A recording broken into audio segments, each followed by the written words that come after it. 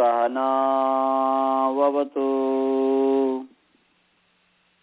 सहनौ भुनक्तु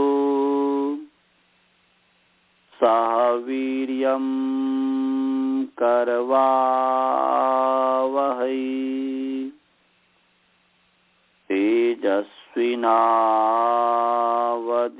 तेजस्विनावधीतमस्तु मा विद्विषावहै।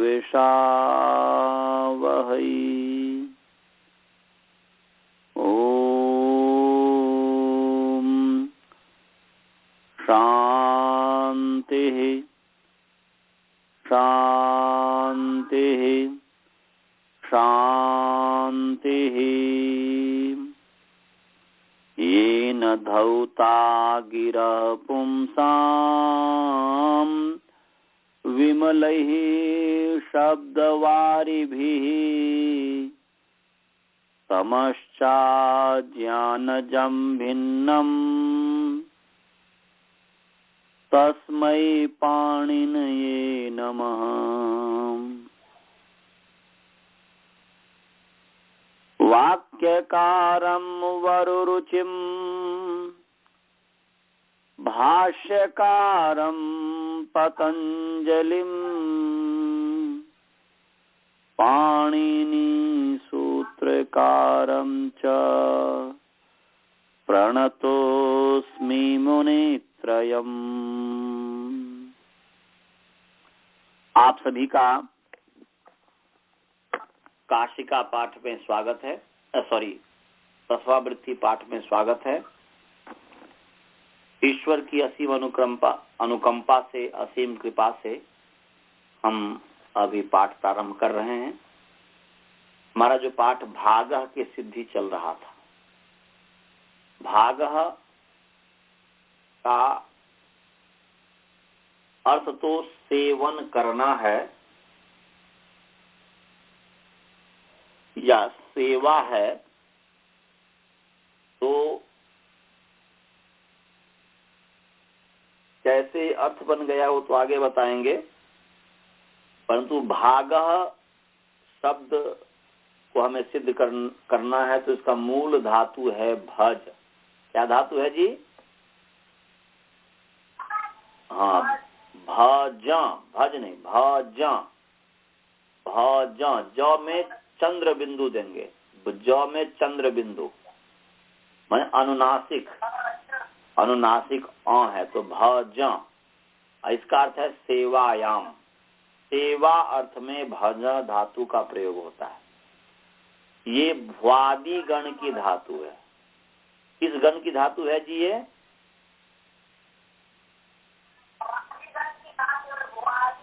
हाँ, भ्वादि गण की धातु है। 10 जो गण है, भ्वाद्यदादि जोहोत्यादि दिवादि स्वादिरेव च तुदादिश्च रुधातिश्च तनादि क्रींचुरादया। तो 10 जो गण है उसमें से पहला गण है भ्वादि गण। सबसे पहला गण क्या है जी? भ्वादि गण।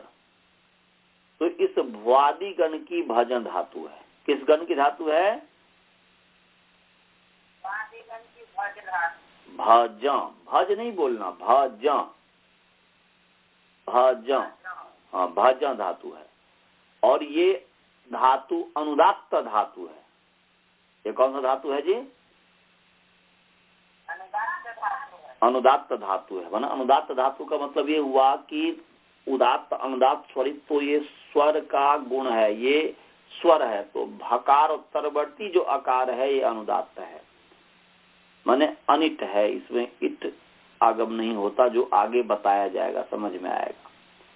और स्वरितित धातु है, स्वरितित है। इसमें ज में जो अ है वो जो इत है वह स्वरित है, तो स्वरितित है। इतना हमने पढ़ा दिया था, इतना समझ में आ गया था। अब जो है अष्टाध्यायी जो है, अष्टाध्यायी निकालो और सभी निकालेंगे। Who has Ashtadhyayi please open. पहला अध्याय का तीसरा पाद का दूसरा सूत्र, पहला अध्याय तीसरा पाद का दूसरा सूत्र मैंने निकाल लिया, आप भी निकाल लीजिए। निकाल लिया? सूत्र क्या है? क्या सूत्र है बोलो? Very nice. अनंत जी क्या सूत्र है? उपदेश जनुनासिक। सभी निकाल लिए? आप लोग निकाल लिए? सुनीता बहन जी निकाल लिए?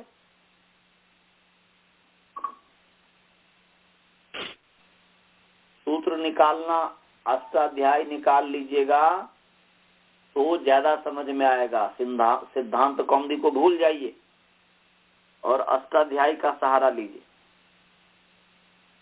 तो ये जो है उपदेशे जनुनासिक इत, तो प्रथमा वृत्ति में हमने बताया था कि 7 चीजों की आवश्यकता होती है। प्रथमा वृत्ति उसी का नाम है। सबसे पहले तो अष्टाध्याय याद होना चाहिए, उसको लेकर के 8 हो गया। प्रथमा वृत्ति का मतलब हुआ अष्टाध्यायी का याद होना, दूसरा पदच्छेद, तीसरा विभक्ति, चौथा अनुवृत्ति, पांचवा अर्थ, छठा उदाहरण और सातवां सिद्धि। 8 होना चाहिए था वैसे। अष्टाध्याय, पदच्छेद, विभक्ति, समास, अनुवृत्ति, अर्थ, उदाहरण, सिद्धि, ये है। अनुवृत्ति छूट गया था। ये 8 चीज हैं, इसका नाम प्रथमा वृत्ति है।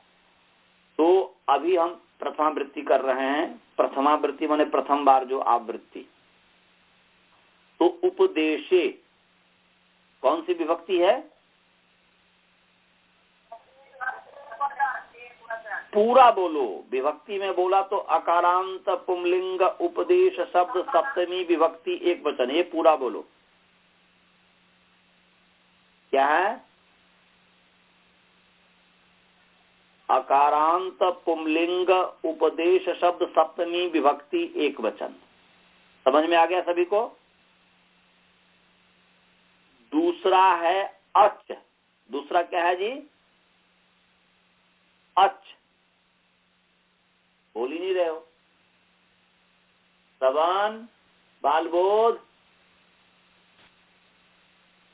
सुनाई नहीं दे रहा है। तो दूसरा है अच। अच को ही अज बन गया है। किस सूत्र से बना है कोई बता सकता है? सुनीता बहन जी, स्वाति बहन जी, कोई बता सकते हैं आप लोग? या अनंत जी या जय जी, कोई भी बताइए। यहाँ पर चौ को जौ किस सूत्र से हो गया? चौको। किससे? चौको सूत्र से। नहीं, झलाम जशवंते। झलाम जशवंते से ही होगा। ये चौको बोल रहे थे, नहीं चौको नहीं है, झलाम जशवंते। क्या है जी? झलाम जशवंते। झलाम जशवंते। हाँ, झलाम जशवंते एक सूत्र है कि झलाम जश भवती पदस्य अंते संहितायाम। तो यहाँ पर झल जो चौ है उसको ज हो गया तो अज बन गया है। तो अच है मूल में। मूल शब्द क्या है जी? अच। अच है, च है। और उस च को झलाम जशवंते एक सूत्र है उससे ज हो गया है तो अच है। तो अच क्या है? चकारांत पुंलिंग अच शब्द प्रथमा विभक्ति एक वचन। अभी मैं बोल दे रहा हूँ, आप लोग इसका अभ्यास करना गुरुकुल में। विद्यार्थी समझ गए? बोल बोल करके जैसे मैं बोलता हूँ। अनुनासिक अकारांत पुंलिंग अनुनासिक शब्द प्रथमा विभक्ति एक वचन और इत सकारांत पुंलिंग इत शब्द प्रथमा विभक्ति एक वचन। समझ में आ गया सभी को? सभी समझ गए आप लोग पदच्छेद और विभक्ति? जी ठीक है जी। अब जो है पदच्छेद विभक्ति के इसमें कोई समास नहीं है, इसलिए समास नहीं होगा। अब जो है कि उपदेशे जो है सप्तमी है। उपदेश का अर्थ है, उप कहते हैं आदि को। उप का मतलब क्या है जी? आदि। उप का अर्थ है आदि और देश का अर्थ है उच्चारण। तो उपदेश का अर्थ हुआ आदि उच्चारण, प्रथमोच्चारण या आद्योच्चारण। आद्य माने उपदेश माने प्रथमोच्चारण। तो किसका प्रथमोच्चारण? तो इसमें पाणिनि कात्यायन पतंजलि नाम प्रथमोच्चारणम। पाणिनि कात्यायन पतंजलि नाम प्रथमोच्चारणम। तो व्याकरण के जो प्रणेता हुए ये लोग पाणिनि कात्यायन पतंजलि, प्रथम ये अष्टाध्यायी क्रम से वाले जो हैं, सूत्र क्रम वाला, तो इनका आदि जो आचार्य हुए पाणिनि कात्यायन पतंजलि, तो आद्योच्चारण का अर्थ हुआ आद्यानाम उच्चारणम। आद्यानाम माने पाणिनि कात्यायन पतंजलि नाम उच्चारणम। पाणिनि कात्यायन पतंजलि का जो उच्चारण है उसको कहते हैं उपदेश। माने कहने का अभिप्राय है कि पाणिनि के मुख से जो साक्षात उच्चरित है, पतंजलि के मुख से जो साक्षात उच्चरित है, और कात्यायन भगवान के मुख से जो साक्षात उच्चरित है, उसको कहते हैं आद्योच्चारण, उसको कहते हैं उपदेश।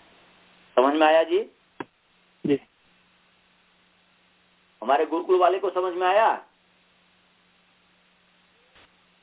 और पाणिनि के कंठ से साक्षात उच्चरित है 5 अष्टाध्यायी, धातु पाठ, उणादि कोश, गण पाठ, लिंगानुशासनम।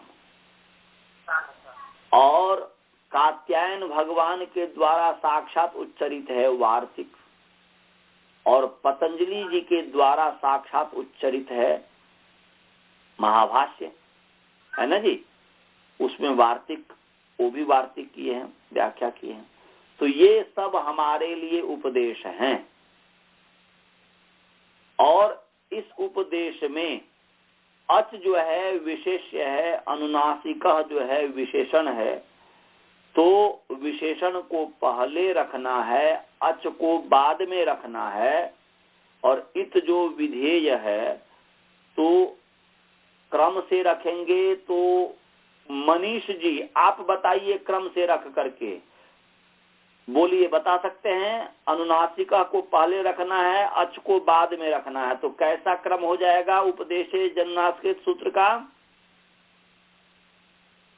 बता सकते हैं? चलिए, नहीं बता सकते आप श्रवण जी आप बता सकते हैं? आप भी नहीं बता सकते?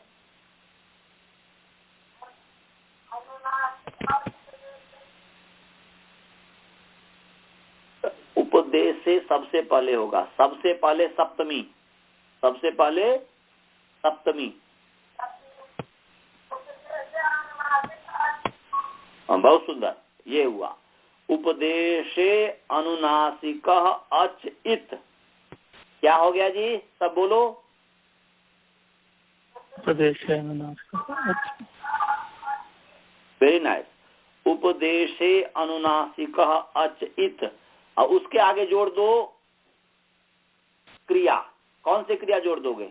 कोई भी क्रिया जोड़ो, भू धातु या अस धातु या कोई भी जोड़ो। तो भावती जोड़ दो। क्या जोड़ दो? भावन। तो अर्थ बन गया। तो अर्थ क्या बन गया? उपदेशे अनुनासिक अच इत भवति। क्या बन गया जी?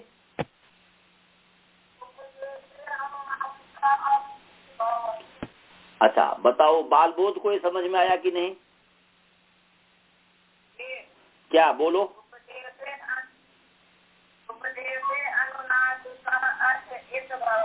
बहुत सुंदर। विद्यानंद को समझ में आया?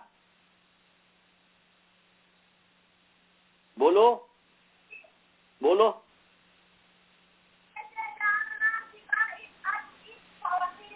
मैंने आपका नहीं सुन पाया, बोलो फिर, आराम से बोलो। ट्रेन की तरह हवाई जहाज की गति नहीं करना, आराम से चलो।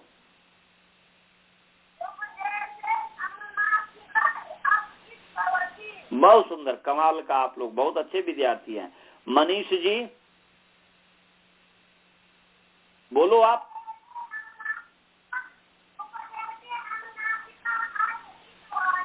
बहुत सुंदर। और सुबोध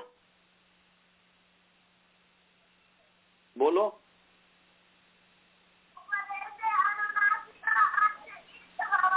वाह रे वाह, सब विद्वान है, बहुत सुंदर, धन्यवाद। तो उपदेशे अनुनासिकः अच इत भवति। अनंत जी आप बोलिए। उपदेशे अनुनासिकः अच इत भवति। उपदेशे अनुनासिकः अच इत भवति, ये हो गया, बस यही तो अर्थ है।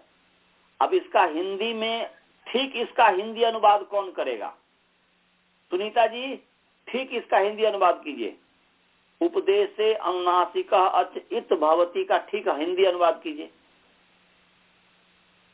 उपदेश में जो अनुनासिकः अच होता है उसका इत संज्ञा हो जाता है। नहीं, मैं ठीक हिंदी बोला था, ये तो भाव बताया। मेरा हिंदी अच्छा नहीं, वो तो आपने बोला ठीक है, आपने भाव ठीक बताया। मैं जो, परंतु, लेकिन, ये कुछ नहीं जोड़ना है। उपदेश में जो अनुनासिक, जो फिर आपने जो छोड़ दिया, जो नहीं सही। अच्छा, उपदेश में अनुनासिक अच की इत संज्ञा होती है। इसमें की शब्द संबंध कहाँ से ले आया आपने? अच्छा, उपदेश में अनुनासिक अच इत है। इत है, बहुत सुंदर। या इत भवती है तो होता है। हाँ, बस ये अपने तरफ से अलग से कुछ अभी मत जोड़िए। जैसा है उसको वैसा ही रूप में स्वीकार कीजिए। जैसा यदि स्वीकार करने आ जाएगा उसके बाद उसकी व्याख्या जितनी करनी है कीजिए। हर चीज में जिसका जैसा स्वरूप है उसको उसी रूप में ग्रहण कीजिए। तो यहाँ पर उपदेशे अनुनासिकः अच इत भवति है तो हो जाएगा उपदेश में अनुनासिक अच इत होता है। क्या इसका हिंदी अर्थ हुआ जी बालबोध जी?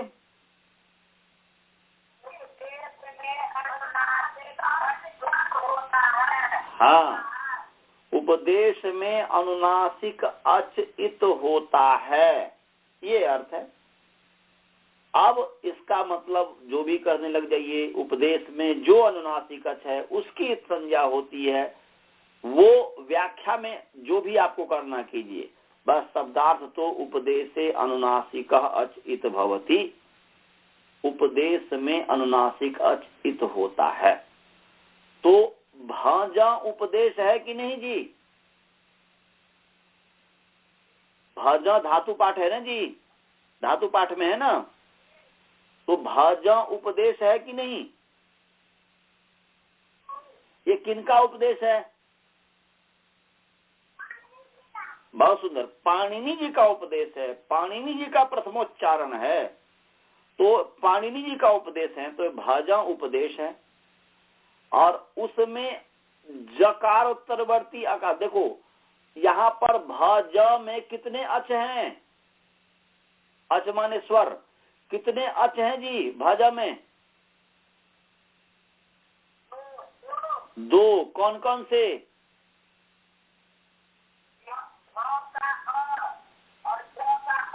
बहुत सुंदर, भ का अ और ज का अ। इसको थोड़ा सुंदर भाषा में, विद्वान की भाषा में बोल दो। भकारोत्तरवर्ती आकार, जकारोत्तरवर्ती आकार। क्या कहेंगे? भकार उत्तर माने भकारोत्तरवर्ती आकार, जकारोत्तरवर्ती आकार, दो अच हैं। बोलो बोलो।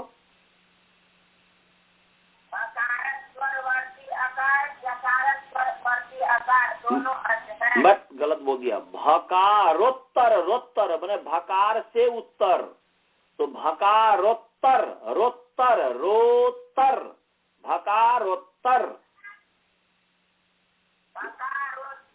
हाँ, भकारोत्तर वर्ती आकार, क्या बोलोगे?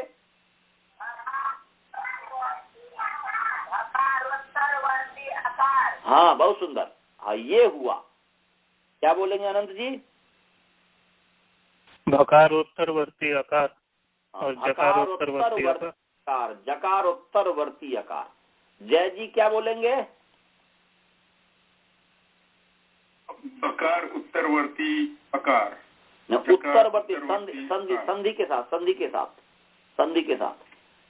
आप ठीक बोले, भकार उत्तरवर्ती आकार, पर तो संधि भकारोत्तर, रोत्तर औ में संधि हो गए ओ, भकारोत्तरवर्ती आकार। क्या बोलेंगे? भकार उत्तरवर्ती आकार, उत्तर ने रोत्तर, रो रो, रोत्तरवर्ती आकार। हाँ, भकारोत्तरवर्ती आकार। क्या बोलेंगे? भकार उत्तरवर्ती आकार, नहीं, रू नहीं, रो रो, रोत्तर, रोत्तरवर्ती आकार। हाँ, फिर बोलिए। भकारोत्तरवर्ती आकार। हाँ, अब ठीक हो गया। स्वाति बहन जी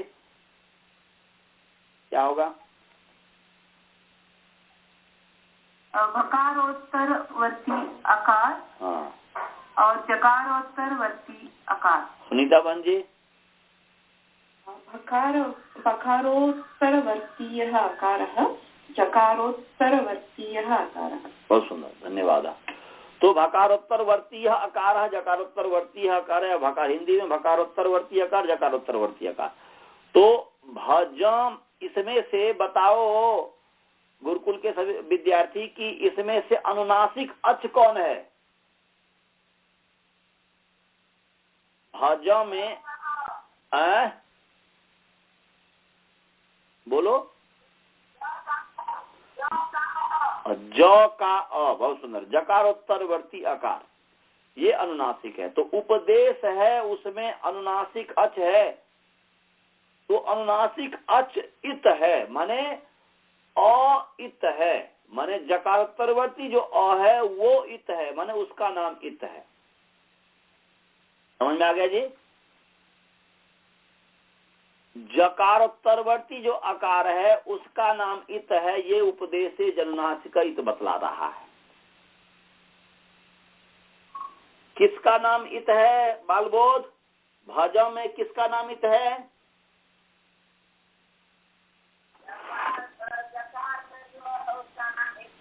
जकार। सभी विद्यार्थी सब समझ गए वहां पर? जकार में जो अ है उसका नाम इत है। जैसे आपका, हाँ बोलिए।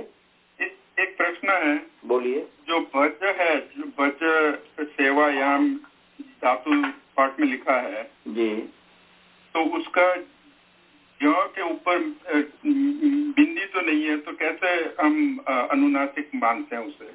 बहुत सुंदर, बहुत सुंदर, बहुत अच्छा आपने प्रश्न किया। इनका प्रश्न ये है कि धातु पाठ में तो ज में तो अनुनासिक, ज में अ जो है उसमें तो अनुनासिक है ही नहीं, उसमें तो है ही नहीं। तो आप कैसे मानते हैं कि यहाँ पर जो है अनुनासिक है? तो इस प्रश्न समझ में आया जी बालबोध जी? माने आपके पास धातु पाठ होगा तो उसमें भज है, भज थोड़े है। मैं तो भज उच्चारण करवा रहा हूं, परंतु है तो उसमें भज, उसमें क्या है जी? भज, भज नहीं, भज, भज है, भज नहीं यार, क्या है बोलो? भज, भज। अष्टाध्याय आपके पास धातु पाठ निकाले हुए हो? मनीष, बालबोध इत्यादि अष्टाध्याय धातु पाठ निकाले हुए हो? धातु पाठ नहीं है तो धातु पाठ गुरुजी से मंगवा लेना, दिल्ली जाएंगे तो वहां से मंगवाना, और उसमें देखना भज है, भज नहीं है। तो इसका उत्तर ये है कि एक परिभाषा है, प्रतिज्ञानुनासिक्या पाणिनीया। क्या है जी? प्रतिज्ञा लिखो, प्रतिज्ञानुनासिक्या प्रतिज्ञानुनासिक्याः पाणिनीयाः। प्रतिज्ञानुनासिक्याः पाणिनीयाः। प्रतिज्ञानुनासिक्या लिख लिया। प्रतिज्ञानुनासिक्याः पाणिनीयाः। हाँ, अब हम अपने गुरुकुल वाले का भी आश्रम मेरा जो चलता है वहाँ पर भी जो मैं पूछ रहा हूँ, आप लोग लिख लीजिए। प्रतिज्ञानुनासिक्याः पाणिनीयाः क्या है? बोलो बाल बोल लिखो। प्रतिज्ञा लिखा बाल बोल जी नहीं दे रहा है इसको। प्रतिज्ञा नु नासिक्याः सुनाई दे रहा है? प्रतिज्ञा कभी कभी जो है गूंगे हो जाते हैं आप लोग, लग रहा है। प्रतिज्ञा नु नासिक्याः क्या है? बोलो। हेलो बालबोध,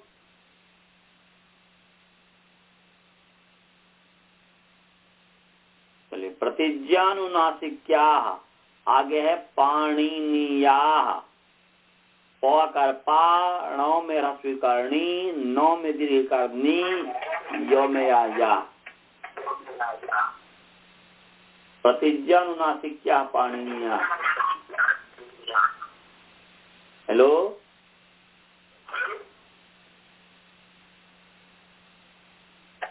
प्रतिज्ञानुनासिक्याः पाणिनीयाः, इसका अर्थ है कि पाणिनीयाः माने पाणिनी के शिष्य। पाणिनीयाः का मतलब क्या है?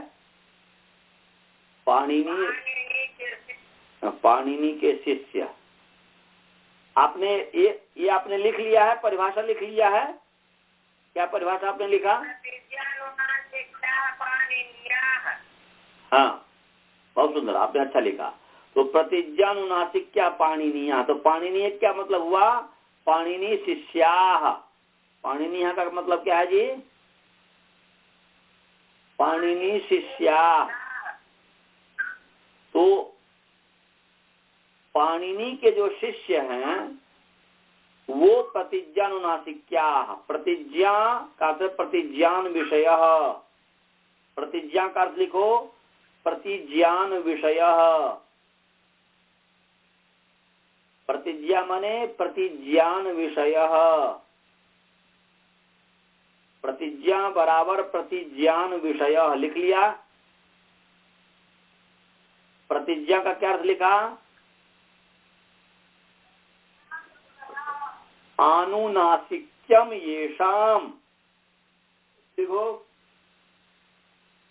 आनुनासिक्यम येषाम प्रतिज्ञान विषयः आनुनासिक्यम येषाम। प्रतिज्ञा का अर्थ है प्रतिज्ञान विषय, और आनुनासिक्यम जो आनुनासिक्यम येषाम।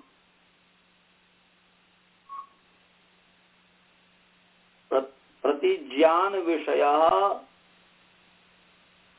आनुनासिक्यम येषाम ते प्रतिज्ञानुनासिक्याः। समास है इसमें, प्रतिज्ञानुनासिक्या में समास है। प्रतिज्ञान विषय आनुनासिक्यम येषाम लिखा।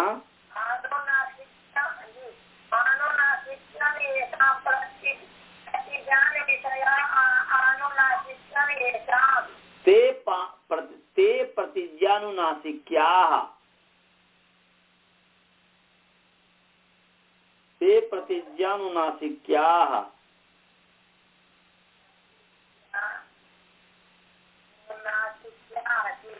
ते प्रतिज्ञानुनासिक्याः।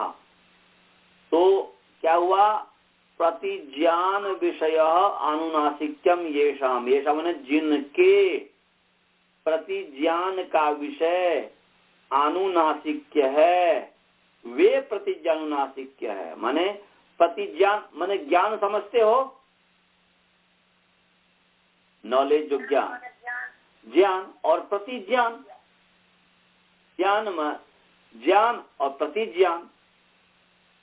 महर्षि पाणिनि को पता था कि ज में अ अनुनासिक है। उन्होंने वहां पर जब उन्होंने महर्षि पाणिनि जी ने, भगवान पाणिनि ने जब धातु पाठ का प्रणयन किया, धातु पाठ जब उन्होंने बनाया, तब अनुनासिक, जहां अनुनासिक चाहिए वहां पर अनुनासिक था, जहां पर स्वरित चाहिए था स्वरित, तो वहां पर स्वरित का चिन्ह था, इत्यादि इत्यादि था।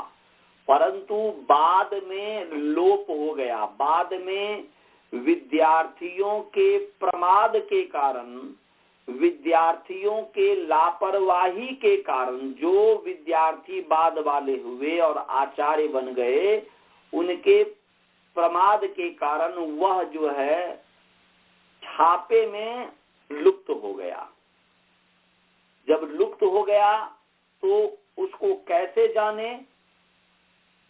तो ज्ञान तो महर्षि पाणिनि जी का था, और उस ज्ञान को हम जाने तो वो प्रतिज्ञान हो गया।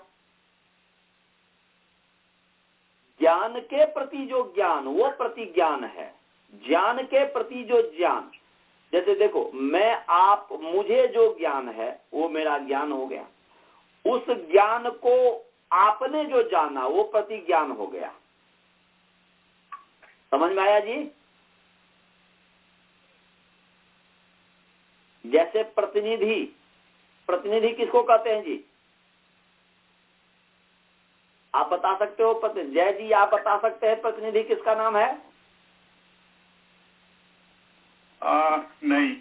अच्छा जी, कौन बता सकता है प्रतिनिधि? कोई भी विद्यार्थी, स्वाति, सुनीता, अनंत जी, कोई भी बताएं प्रतिनिधि किसका नाम है? प्रतिनिधि मतलब रिप्रेजेंटेटिव होता है। तो जो वो तो आपने अंग्रेजी में बताया, मैं हाँ, लेकिन प्रतिनिधि मतलब शब्द के गर्भ से अर्थ खींचने के लिए बोल रहा हूँ। निधिम प्रतीति प्रतिनिधि, निधिम प्रतीति प्रतिनिधि, निधि का जो प्रति है, निधि जैसे मान लीजिए प्रधानमंत्री है, माने निधि का मतलब हुआ खजाना। नी माने निश्चित रूप से, धी माने जो धारण करना, धी धारणे, जो किसी भी चीज को निश्चित रूप से धारण किया हुआ रहता है उसका नाम निधि होता है। खजाना को निधि क्यों कहते हैं जी? बोलिए, निधि का मतलब खजाना है कि नहीं? निधि माने खजाना होता है। बालबोध जी, निधि माने क्या होता है? खजाना किसको कहते हैं? जिसमें पैसा इत्यादि हो, जिसमें पैसा, सोना, चांदी इत्यादि जहां रहता हो उसका नाम निधि है, खजाना। उसी से तो सोना चांदी निकालते हैं ना जी। तो वह धन को जो धारण किया है तो उसका नाम निधि। तो ऐसे ही अमेरिका देश ने नरेंद्र मोदी जी को, भारत के प्रधानमंत्री जी को न्योता भेजा, निमंत्रण दिया, इनवाइट किया, और उस इनवाइट को उन्होंने स्वीकार कर लिया। तो वो क्या हो गए? उस इनवाइट को नी माने निश्चित रूप से धारण कर लिया तो क्या हो गया? प्रधानमंत्री जी को क्या हो गए? निधि हो गए, क्योंकि उन्होंने निश्चित रूप से उनके न्योता को धारण कर लिया, स्वीकार कर लिया। अब किसी कारणवश वो नहीं आ पाते हैं तो वो अपने बदले में किसी को भेज देते हैं, दूसरे को। मोदी जी जो है अपने नहीं आ पाए किसी कारणवश, और उन्होंने जो है राजनाथ सिंह जी को जो है होम मिनिस्टर है उनको भेज दिया। तो होम मिनिस्टर जी, प्रधानमंत्री जी का क्या हो गया? प्रतिनिधि। बहुत सुंदर। उसी को रिप्रेजेंटेटिव, भाई उसके बात को प्रेजेंट करने वाला। तो निधि प्रतीति प्रतिनिधि, निधि प्रधानमंत्री मोदी जी हो गए, किसी कारणवश यदि नहीं आ पाते हैं तो उसके बदले में जो आता है वो प्रतिनिधि, निधि प्रति। तो ऐसे ही प्रतिज्ञान विषय, ज्ञान का विषय, ज्ञान का विषय अनुनासिक्य, वो तो पाणिनि जी का था, परंतु प्रतिज्ञान का विषय किसका हो गया? उनके शिष्यों का। प्रतिज्ञान का विषय किनका हो गया? उनके शिष्य। ज्ञान के प्रति, तो उस ज्ञान का विषय अनुनासिक है जिनका, तो प्रतिज्ञान का विषय अनुनासिक किनका हो गया? पाणिनि के शिष्य का हो गया, पाणिनि के शिष्य का हो गया। अब वो जो प्रतिज्ञान का विषय पाणिनि जी ने जिन शिष्य को पढ़ाया, फिर उन्होंने जिनको पढ़ाया, फिर उन्होंने जिनको पढ़ाया, उन्होंने जो फिर जिनको पढ़ाया, ऐसे करते करते मेरे पास विद्या आई है, मेरे पास विद्या आई तो फिर मैं आपको पढ़ा रहा हूं। तो प्रतिज्ञान का विषय अनुनासिक क्या हमारा हो गया। अरे मैं आपको बता रहा हूं, पाणिनि जी ने लिखा भी था, वहां पर जो है चिन्ह भी दिया था धातु पाठ इत्यादि में, और अपने शिष्य को बताया भी था। तो वह ज्ञान उन्होंने दिया और वो ज्ञान को उनके शिष्यों ने ग्रहण किया, तो वह बुद्धि में ग्रहण कर लिया, परंतु लिपि में प्रमाद कर गया, वह नहीं कर पाया, प्रमाद कर गया या ऐसा जो कुछ भी होगा कारण। तो वो जो है फिर जो है उन्होंने अपने शिष्य को बताया। अब वह प्रतिज्ञान का विषय हो गया, अब वहां पर तो रहा नहीं, या उनके शिष्य के पास होगा भी तो वो लिपि में फिर बाद में समाप्त हो गया। तो उनके शिष्य ने फिर अपने शिष्य को पढ़ाया, तो अब उनके प्रतिज्ञान का विषय अब उनके पाणिनि के शिष्य ही रह गए। तो प्रतिज्ञान का विषय अनुनासिक है जिन शिष्य का, जिन पाणिनीय का, पाणिनि शिष्य का, वो प्रतिज्ञान अनुनासिक। अर्थात प्रतिज्ञान का विषय वाला है पाणिनि का शिष्य, माने पाणिनि का शिष्य स्थिति को देख करके अब जो है बताता है कि भाई यहाँ पर इसका, यहाँ पर ये अनुनासिक है, यहाँ पर ये स्वरित है, यहाँ पर ये अनुदात्त है, इत्यादि इत्यादि। स्वरित और अनुदात्त का वह है चिन्ह तो वहां पर समाप्त हो गया, परंतु वो स्वरित जाए तो भगवान पाणिनि जी ने जो लिखा वो अभी भी मौजूद है। तो पाणिनि के शिष्य बतलाते हैं कि कहाँ पर अनुनासिक है और कहाँ पर अनुनासिक नहीं है। जैसे मैं बतला रहा हूँ आपको मैं पढ़ा, वो भी बता रहा हूँ, वैसे अंधश्रद्धा से नहीं बता रहा हूँ। वो स्थिति जो है यदि वहां अनुनासिक नहीं करेंगे तो उसकी संज्ञा नहीं होगी, संज्ञा नहीं होगी तो उसका लोप नहीं होगा, लोप नहीं होगा तो फिर भागा की सिद्धि नहीं हो पाएगी। इन सभी स्थिति को देख करके मैं अभी आपको बता रहा हूं कि ज में जो अ है अनुनासिक है। समझ गए जय जी?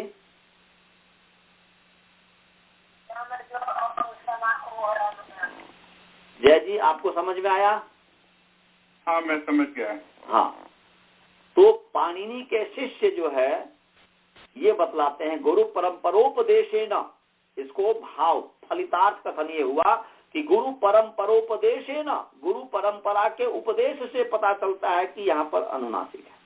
ये प्रतिज्ञानुनासिक क्या पाणिनि क्या का भाव हुआ, शब्दार्थ में बता दिया कि पाणिनि के शिष्य जो है प्रतिज्ञानुनासिक वाले हैं। ये हिंदी में अर्थ हुआ, सीधे हिंदी का अर्थ। पाणिनि यहाँ माने पाणिनि के शिष्य प्रतिज्ञानुनासिक के वाले हैं। हाँ, प्रतिज्ञानुनासिक के वाले हैं। जब भी बहुब्री करेंगे तो वाला अर्थ हो जाएगा ना जी। धन जिसके पास हो, धनम अर्थ यस्य, धन जिसके पास हो उसको क्या कहेंगे? धन वाला। बल जिसके पास है उसको क्या कहेंगे? बल वाला। तो वाला वाला होता है। बहुत सारे धन है जिसके पास, वो बहुत धन वाला। तो ऐसे ही प्रतिज्ञा अनुनासिक है जिनका, वो प्रतिज्ञा अनुनासिक वाले वाला, प्रतिज्ञा अनुनासिक वाले। तो पाणिनि के शिष्य जो हैं प्रतिज्ञा अनुनासिक वाले हैं। शब्दार्थ ये हुआ। अब भाव ये हुआ कि पाणिनि के शिष्य जो है यहाँ पर प्रतिज्ञा करते हैं। पाणिनि के शिष्य के प्रतिज्ञान का विषय है। पाणिनि का शिष्य आपको बताएगा, जैसे मैं अभी बताता हूँ। पाणिनि के शिष्य तो आप भी हो गए और मैं भी हूँ, परंतु दोनों में यह है कि पाणिनिया तद अधीते तद वेद। पाणिनीय व्याकरण को जो पढ़ने वाला है वह भी पाणिनीय है, और पाणिनि व्याकरण को जो पढ़ा रहा है वह भी पाणिनीय है। दोनों को कितना बड़ा रिस्पेक्ट है, देख लीजिए। व्याकरण को जो पढ़ता है वो भी वैयाकरण है, जो व्याकरण को पढ़ लिया है वो भी वैयाकरण है। तो मैं जो पाणिनीय हूँ, मैं जो वैयाकरण हूँ, मैं वैयाकरण, मैं पाणिनीय, आप जो पाणिनीय है उसको हम बता रहे हैं कि भाई यहाँ पर है। तो प्रतिज्ञान का विषय पाणिनि के शिष्य है, प्रतिज्ञान का विषय पाणिनि के शिष्य को है, और हमें पता है कि यहाँ पर है स्थिति को देख करके, इसलिए मैं आपको बता रहा हूँ कि ये यहाँ पर अनुनासिक है। समझ में आ गया जी? सभी को समझ में आया? तो प्रतिज्ञा अनुनासिक क्या पाणिनिया, तो वो तो आगे मैं बताता भी, परंतु इन्होंने पहले पूछ दिया। तो ज में अ जो है वह अनुनासिक है, और अनुनासिक होने से उपदेशे जनुनासिक इससे इसकी इत संज्ञा हो गई, इसका नाम इत हो गया, जकार उत्तरवर्ती आकार का। समझ में आ गया? अब प्रश्न ये है कि भाई अनुनासिक की संज्ञा होती है तो अनुनासिक कहते किसे हैं? अनुनासिक किसका नाम है? प्रश्न ये हुआ कि नहीं जी? अनुनासिक किसे कहते हैं? तो सूत्र निकालो, मुख नासिका वचनोनुनासिक निकालो। सभी निकाले जी। मुख नासिका वचनोनुनासिक सूत्र निकालिए। इस तरीके से आपको बहुत सारे सूत्र का सूत्र की पढ़ाई हो रही है। ये मत समझिएगा कि वृद्धि राधे ठीक केवल चल रहा है। मुख नासिका वचनोनुनासिक, अभी यदि मैं जो पढ़ा दिया वो फिर आगे जो है केवल उसका उदाहरण दे देंगे, एक बार अर्थ बता देंगे, बस हो गया, ज्यादा उस पर रिपीट नहीं करेंगे। मुख नासिका वचनोनुनासिक निकाल लिया जी। मुख नासिका वचनोनुनासिक निकाल लिया। हाँ, तो स्वाति जी सब निकाल लिए? सब निकाल लीजिएगा। मुख नासिका वचनोनुनासिक, ये 8वां नंबर सूत्र है। कितने नंबर सूत्र है? 118 नंबर सूत्र है। पहला अध्याय पहला पाद का 8वां नंबर सूत्र है। अब देखिए, मुख नासिका वचन पदच्छेद, पहले मुख नासिका वचन अकारांत पुंलिंग मुख नासिका वचन शब्द प्रथमा विभक्ति एक वचन, अनुनासिक अकारांत पुंलिंग अनुनासिक शब्द प्रथमा विभक्ति एक वचन। ये हो गया। अब समास है। अब मुख नासिका वचन में समास है कि मुख क्या चीज?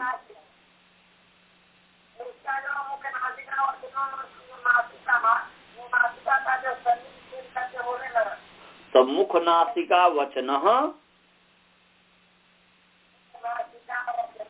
हाँ, दूसरा है अनुनासिक।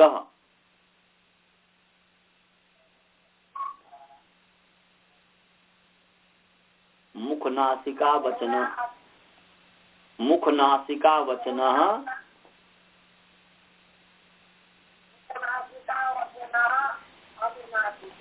हाँ, ये पदच्छेद हो गया।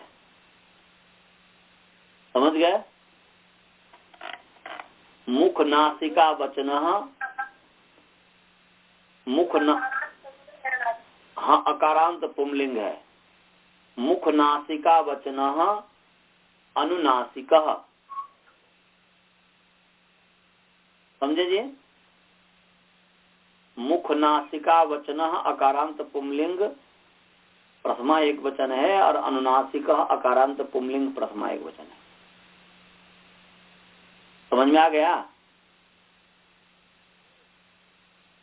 अब जो है हम समास करते हैं। इसमें जो है हम समास करेंगे। मुख नासिका वचन में दो तरीके से समास होता है और हम दोनों तरीके के समास को आपको बताएंगे। प्रथमावृत्ति में केवल एक तरीके का समास बताया है और सिद्धांत कौमुदी में भी केवल एक तरीके का समास बताया है, परंतु हम जो है दोनों तरीके का समास बताएंगे। पहले यह है मुख नासिका में। मुखम च नासिका च इति मुख नासिकम। क्या है जी? मुखम च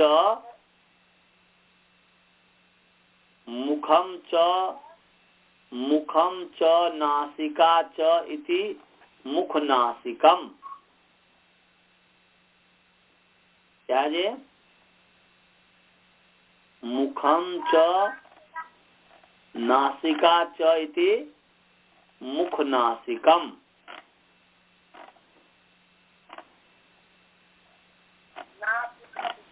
मुखम च नासिका च इति मुख नासिकम।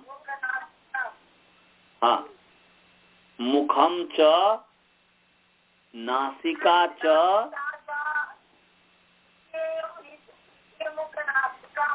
हाँ ठीक है। और उसके बाद है आवचनम। मुख नासिका वचन है जी ना। आवचनम में है ईषद वचनम आवचनम। आ का आ जो है अनेक अर्थ में होता है। आ के अनेक अर्थ हैं। देखो लिखो ईषद अर्थे। लिखो, एक कारिका लिखा दे रहा हूं। लिखो ईषद अर्थे। हाँ, क्रिया योगे।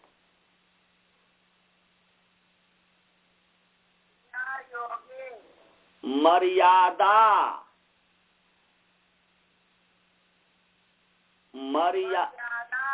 भी जोड़ के लिखेंगे। मर्यादा भी विधौ। मर्यादा भी विधौ। हाँ, विधौ मन अभिविधि है। विधौ च यह।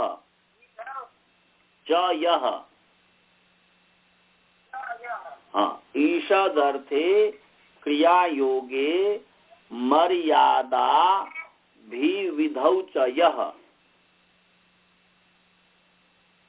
क्या लिख लिया? ईषद अर्थे क्रिया योगे। क्या लिखा बोलो?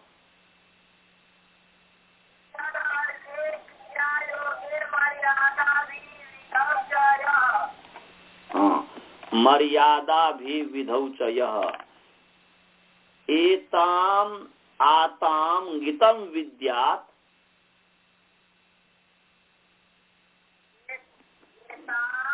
आताम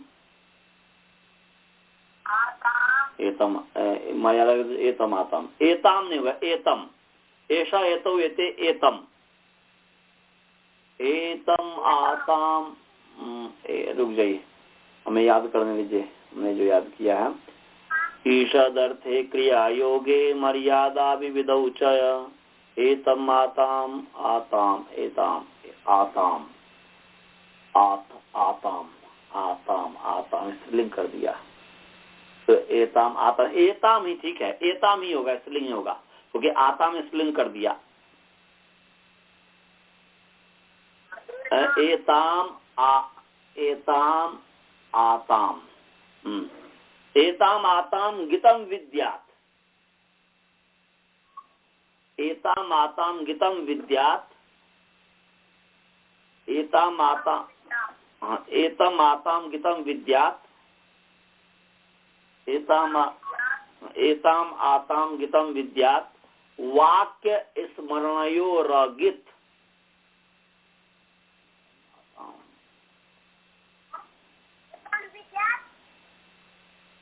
हाँ, एतम आता एतम, मेरे मुख में एतम एतम क्यों आ रहा है, समझ में नहीं आ रहा है।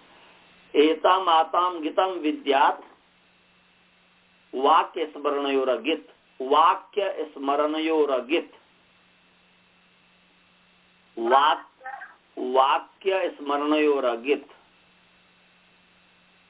वाक्य स्मरणयोरगित, वाक्य स्मरणयोरगित,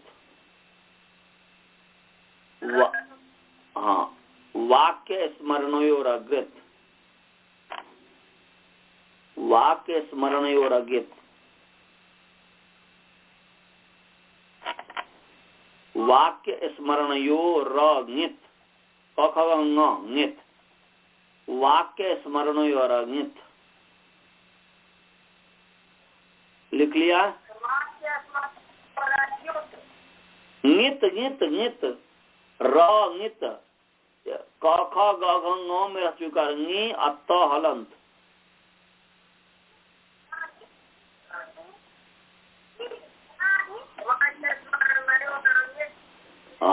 वाक्य स्मरणयोरगित, हाँ वाक्य स्मरणयोरगित,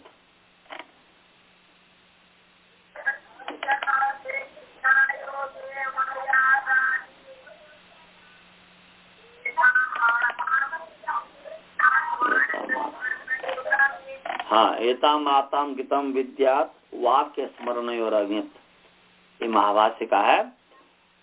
इसका अर्थ है कि आ जो है ना, आ के 6 अर्थ हैं। आ के कितने अर्थ हैं जी? 6 अर्थ है। आ के 6 अर्थ हैं। एक अर्थ है ईषद, ईषद अर्थ है, माने ईषद अर्थ में आ होता है। क्रिया योगे, दूसरा क्रिया के साथ संबंध अर्थ में भी आ का प्रयोग, जैसे गच्छति है, आ गच्छति, आ जुड़ गया ना तो क्रिया के साथ योग हो गया। तो क्रिया के साथ योग अर्थ है, माने क्रिया के साथ संबंध अर्थ है, संबंधित अर्थ है। तो ईषद अर्थ है आ का, दूसरा अर्थ है क्रिया योग, तीसरा अर्थ है मर्यादा, तीसरा अर्थ क्या है जी? और चौथा अर्थ है अभिविधि। चौथा अर्थ क्या है?